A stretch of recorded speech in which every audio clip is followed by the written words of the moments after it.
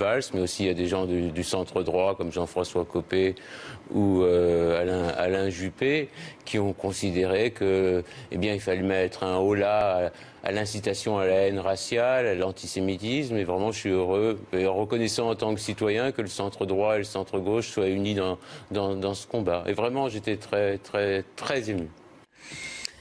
Qu'est-ce qui joue ce soir? Qu'est-ce qu'il faut retenir de cette journée particulière, hallucinante, certains diront, si on prend du recul? Alors, je vous donne la parole, Elisabeth Lévy, puisque les autres, on les a entendus la première demi-heure.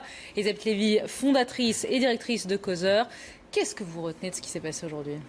Alors d'abord, j'ai du mal à comprendre qu'on crie victoire. Et je ne sais plus, c'est Manuel Valls qui a dit la République est gagnée.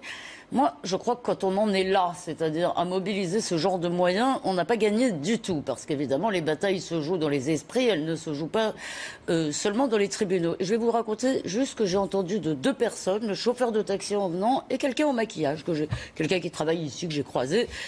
Et je veux dire, les gens ne sont pas surinformés comme nous le sommes. Ils ne sont pas toute la journée en train de regarder. Donc la deuxième personne ne savait même pas, par exemple, je lui ai dit la phrase sur Patrick Cohen, parce qu'elle me disait quand même, l'humour, vous trouvez ça drôle, vous? Elle me dit, ah, mais je ne savais même pas qu'il avait dit ça. Qu'est-ce qui reste dans les esprits?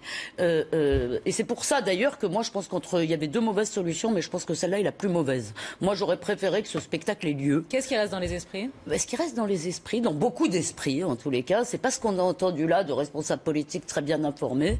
C'est on a le droit de rire de tout, on peut dire des horreurs sur tout le monde. Ce qui est faux, hein, je veux dire, je vous dis pas que c'est vrai. Et dès que c'est des juifs, on peut pas.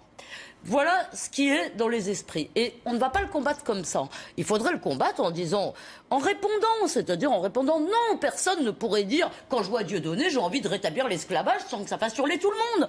Personne ne peut insulter Madame Taubira, je veux dire, en agitant des bananes sans que ça fasse hurler tout le monde. Il n'empêche, si vous voulez, et je crois que ça c'est une cascade de choses, et on ne va pas remonter depuis 30 ans, il n'empêche que les gens ont ce sentiment-là. Je dirais que la deuxième chose, curieusement, qui a favorisé, disons, le fait qu'on se retrouve dans cette situation, c'est que ça fait une dizaine ou une quinzaine d'années que le débat public est pavé d'interdits.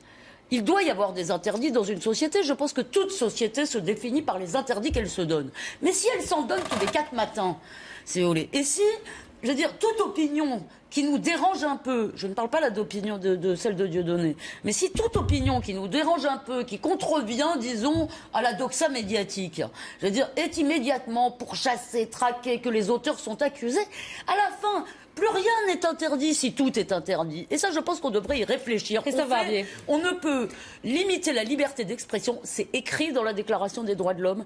Je veux dire que c'est une des libertés les plus précieuses de l'homme et qu'elle ne peut être limitée vraiment que de façon extrêmement précise. Donc moi, là, je crois... Évidemment, je veux dire, je précise évidemment que je n'aime pas les propos de Dieudonné. J'aurais peut-être dû le dire avant. Mais je ne crois pas qu'on ait gagné. Je crois même qu'on se prépare des lendemains assez difficiles.